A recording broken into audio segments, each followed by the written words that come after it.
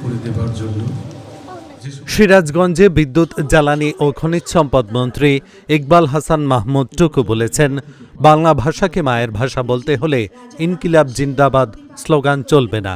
এসব স্লোগানের সঙ্গে বাংলার কোনো সম্পর্ক নেই। শনিবার জেলা শিল্পকলা একাডেমিতে মহান শহীদ দিবস ও আন্তর্জাতিক মাতৃভাষা দিবস উপলক্ষে আয়োজিত আলোচনা সভায় তিনি বলেন, ভাষা আন্দোলনের নেতৃত্বেই ১৯৭১ সালের মুক্তিযুদ্ধের ভিত্তি গড়া হয়েছিল। নিজের ভাষা ও ইতিহাস জানা প্রত্যেকেরই দায়িত্ব। তিনি আরও বলেন, নিজের ভাষা নিজের দেশ আমাদেরকেই গড়তে হবে, অন্য কেউ গড়ে দেবে না। আমাদের রাষ্ট্র ভাষাকে চেপে ধরার চেষ্টা করেছিল, শোষণ করার জন্য, এবং সেই শোষণের বিরুদ্ধে ৫৪ সালে যে আন্দোলনটা হলো এবং যারা শহীদ হলো, তারা বাংলাদেশের আলটিমেটলি বাঙালির একটা আবাসস্থল বাংলাদেশ, সে প্রথম বীজটা বপন করে গেছিল। সেই বীজটাই কিন্তু আস্তে আস্তে বড় হয়ে ৭১-এ যুদ্ধ ত্বরান্বিত করেছে। আনফরচুনেটলি আমি এখন এই ২৪-এর গণঅভ্যুত্থানের পরে আমরা আমাদের ভাষাটাকেও কিন্তু আমরা সুরক্ষিত করতে পারি না। এই জন্যই পারি নাই যে আমরা ওই ব্যাপারে যত্নবান ছিলাম না, ইতিহাসের ব্যাপারে যত্নবান না। আর যে জাতি তার নিজের ইতিহাস জানে না, সে জাতি কোনোদিন উন্নতি করতে পারে না। It is essential for everybody যে আমার ইতিহাসকে জানতে, আমি কে। You have to ask yourself, who are you. আজকে বাংলা ভাষাটা সম্বন্ধে যদি আমরা নিজেরা যদি একটু চিন্তা করতাম, এই যে আজকালকার ছেলেমেয়েরা ইনকলাব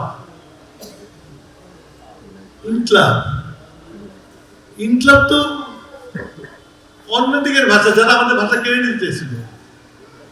এখন এটা নিয়ে আমাদের young generation, Gen Z, they are proud of it. আমার ব্লিডিং হয়। আমি নিজেকে একবারে মাথার চুল থেকে পা পর্যন্ত আমি ন্যাশনালিস্ট মনে করি। সেই যুদ্ধ মুক্তিযুদ্ধে গেছিলাম জীবন দেওয়ার জন্য, না গেলেও চলত। ছাত্র জীবনে রন্ডিসিমে ভুগতাম, লেফট পলিটিক্স করছি, নকশালাইট হয়েছি সমাজ পরিবর্তনের জন্য। কিন্তু সমাজ যে উল্টো দিকে হাঁটে এখন দেখতেছে, ইনকলাব, আরো কি সব পাচ্ছি আমি, যেটা নাকি বাংলার সাথে কোনো সম্পর্ক নেই, যেটা নাকি বাংলাকে ঠেকিয়ে দেওয়ার জন্য ব্যবহার করা হতো। আচ্ছা, সেটাই আমাদের ভাষা হয়ে গেছে, আমাদের ছেলেদের ভাষা হয়ে গেছে। It is the failure of the teacher. তোমরা কিছু মনে করো না, তোমরাও শিখাতে পারো নাই। ভাবাবেগে আরেকটা হচ্ছে যে এই ধরনের ঘটনা ঘটে যখন কোন দেশে একটা ফ্যাসিজম চলে, ডিক্টেটরশিপ চলে, তখন একটা ভ্যাকুয়াম সৃষ্টি হয়। যখন পলিটিক্যাল স্পেস না দেওয়া হয়, যেমন আমরা বিএনপি ছিলাম, ওই ডিক্টেটর যদি একটা স্পেস তৈরি করতো অপোজিশনের জন্য, তাহলে কিন্তু আজকে এই দেশে অবক্ষয়টা হতো না। স্পেস তৈরি করতে দেয় নাই, বিএনপি অদন রান। আর যারা নাকি উগ্রপন্থী, এক্সট্রিম রাইট, তাদের কিন্তু এক্সেস থাকে প্রত্যেকটা বাড়িতে ঢোকা। তার ঢুকেছে, ঢুকে মানুষের মাথা খেয়েছে, এবং তার রেজাল্ট হলো এবারকার ইলেকশনে আমি দেখলাম বেস্টের টিকিট। ইট ওয়াজ আমাদের অশিক্ষিত, অর্ধশিক্ষিত মা বোনের মধ্যে ওয়ার্ক করেছে এটা। They believe in it. তা না হলে ভোটের প্যাটার্নের সারা দেশে ভোটের প্যাটার্নের হওয়ার কথা না।